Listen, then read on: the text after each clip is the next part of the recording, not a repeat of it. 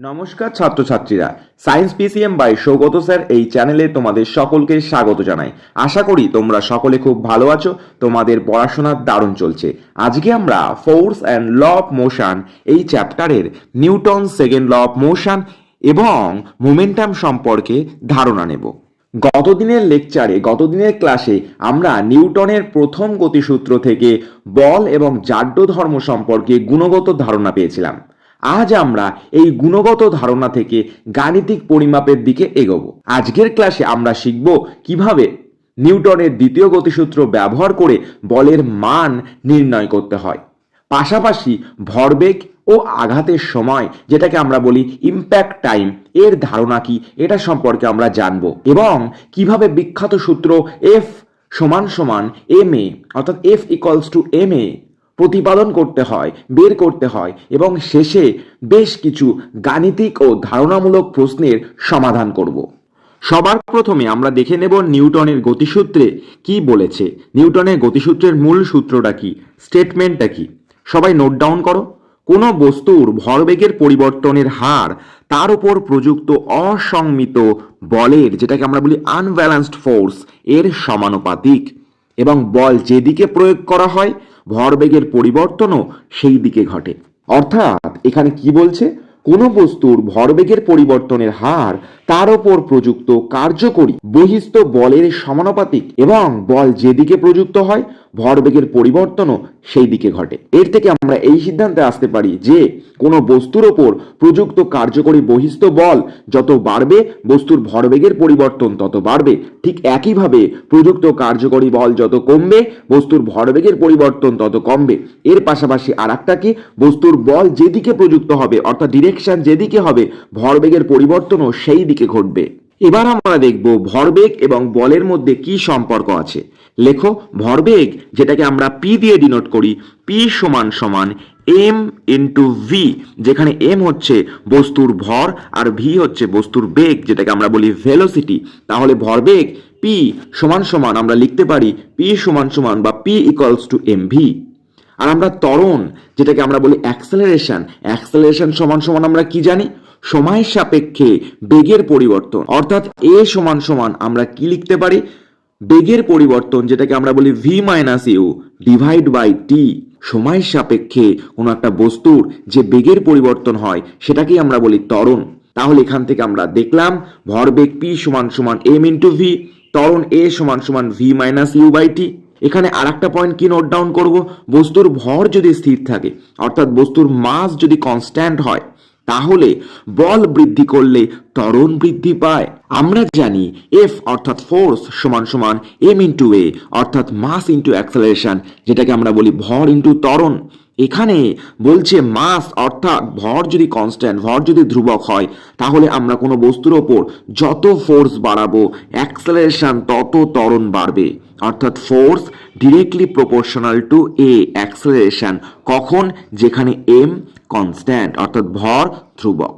অর্থাৎ ভর যেখানে স্থির সেখানে যত কোনো একটা বস্তুর ওপর আমি বল প্রয়োগ করব তার তত ত্বরণ বৃদ্ধি পাবে, তার তত অ্যাক্সেলারেশন হবে। এবার আমরা বিষয়টি খুব সহজভাবে বুঝে নেব।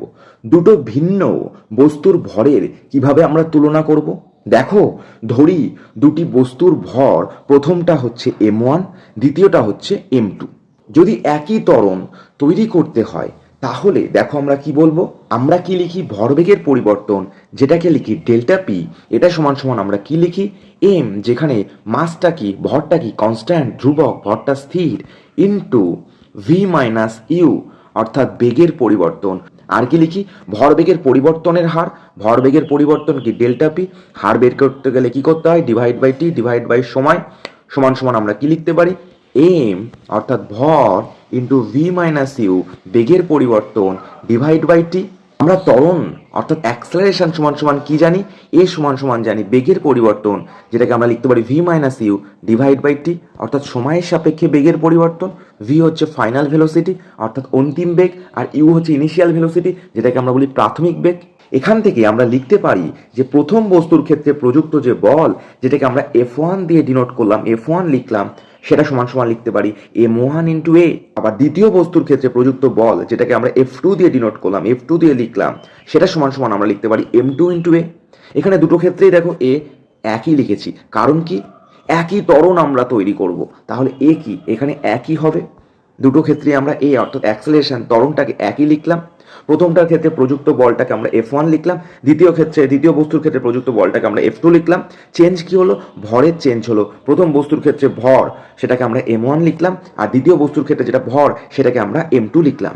এবার আমরা বলবো যদি M2 অর্থাৎ দ্বিতীয় বস্তুর ভর M1 এর থেকে বেশি হয়, M2 গ্রেটার দ্যান M1 হয়, যদি দ্বিতীয় বস্তুর ভর প্রথম বস্তুর ভরের থেকে বেশি হয়, তবে আমরা বলতে পারি অবশ্যই F2 গ্রেটার দ্যান F1। তাহলে আমরা বলতে পারি দ্বিতীয় বস্তুর ক্ষেত্রে প্রযুক্ত বল প্রথম বস্তুর ক্ষেত্রে প্রযুক্ত বলের সাপেক্ষে অনেক বেশি হবে। এবার আমরা নিউটনের দ্বিতীয় গতিসূত্রের গাণিতিক রূপ, যেটাকে আমরা F সমান সমান ma, ফোর্স সমান সমান বল ইন্টু ত্বরণ বলি, এটাকে আমরা স্টেপ বাই স্টেপ প্রুফ করব।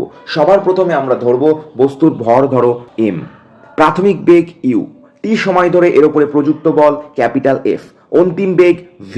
তাহলে প্রাথমিক ভরবেগ মানে কি ভর এবং বেগের গুণফল। প্রাথমিক মানে সেটাকে আমরা u ধরি, আর অন্তিম মানে সেটাকে আমরা v ধরি। তাহলে প্রাথমিক ভরবেগ ভর ইন্টু বেগ যেটাকে আমরা mu লিখি, আর অন্তিম ভরবেগ অর্থাৎ ভর ইন্টু বেগ যেটাকে আমরা mv লিখি। অন্তিম অর্থাৎ ফাইনাল ভেলোসিটি যেটাকে আমরা v দিয়ে ডিনোট করি সেটা লিখলাম mv। তাহলে এই ভরবেগের পরিবর্তন, প্রাথমিক ভরবেগ ছিল mu, অন্তিম ভরবেগ হলো mv। তাহলে ভরবেগের পরিবর্তন কি লিখবো, mv মাইনাস mu, যেটাকে আমরা m কমন নিতে পারি, m into v minus u।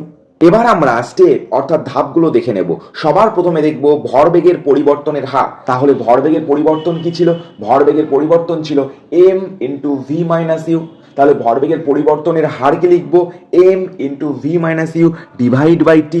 নিউটনের সূত্র অনুযায়ী আমরা কি জানি, নিউটনের সূত্র অনুযায়ী আমরা জানি f proportional to m into v minus u by t. আমরা ত্বরণ সমান সমান কি জানি, ত্বরণ সমান সমান a সমান সমান জানি v minus u by t. তাহলে এখান থেকে আমরা f যেটা আমরা লিখেছিলাম proportional to m into v minus u by t, এই v মাইনাস ইউ বাই টির জায়গায় আমরা কি লিখতে পারি, a অর্থাৎ ত্বরণ লিখতে পারি। তাহলে আমরা খুব সহজে এখান থেকে লিখতে পারি m ইন্টু a। যেখানে প্রপোর্শনাল চিহ্ন তোলার জন্য আমাদেরকে সমান সমানের পরে একটা কনস্ট্যান্ট ভ্যালু নিয়ে আসতে হয়, সেটাকে আমরা কে লিখলাম, k into m into a। যেখানে আমরা কে সমান সমান যদি 1 ধরি, তাহলে এখান থেকে আমরা পাবো f অর্থাৎ ফোর্স প্রযুক্ত বল সমান সমান মাস ভর ইন্টু অ্যাক্সেলারেশন ত্বরণ f সমান সমান ma। দেখো আমরা নিউটনের দ্বিতীয় গতিসূত্রের যে গাণিতিক রূপ f ফোর্স সমান সমান ভর ইন্টু ত্বরণ, এর একটা স্টেপ বাই স্টেপ ধারণা আমরা খুব সুন্দরভাবে জানলাম। তাহলে চলো একটা রিক্যাপ করে নিই। আমরা কি জানি, সবার প্রথমে আমরা জানি লিনিয়ার মোমেন্টাম, রৈখিক ভরবেগ, যেটাকে আমরা p দিয়ে ডিনোট করি। p সমান সমান আমরা লিখতে পারি m ইন্টু v, m হচ্ছে ভর, v হচ্ছে বেগ। এরপরে আমরা লিখলাম লিনিয়ার মোমেন্টামের চেঞ্জ, যেটাকে আমরা ডেল্টা পি দিয়ে ডিনোট করি। ডেল্টা পি সমান সমান আমরা লিখতে পারি ডেল্টা এমভি। যেখানে মাস কনস্ট্যান্ট, তাহলে আমরা লিখতে পারি ডেল্টা পি সমান সমান এম ইন্টু ডেল্টা ভি। এবার এই যে ভরবেগের পরিবর্তন কার সাপেক্ষে হচ্ছে, সময়ের সাপেক্ষে হচ্ছে, তাহলে ডেল্টা পি ডিভাইড বাই আমরা ডেল্টা টি লিখতে পারি। তাহলে এখানে মাসটা constant, delta v divide by delta t, অর্থাৎ বেগের পরিবর্তন হচ্ছে কার সাপেক্ষে, সময়ের সাপেক্ষে। আর আমরা কি জানি, এ অর্থাৎ অ্যাক্সেলারেশন ত্বরণ সমান সমান v minus u by t. V minus u মানে কি delta v divide by t, অর্থাৎ ডেল্টা ভি বাই টি এর জায়গায় আমরা লিখতে পারি এ অ্যাক্সেলারেশন। তাহলে এখান থেকে আমরা লিখতে পারি ডেল্টা পি বাই ডেল্টা টি সমান সমান এম ইন্টু এ।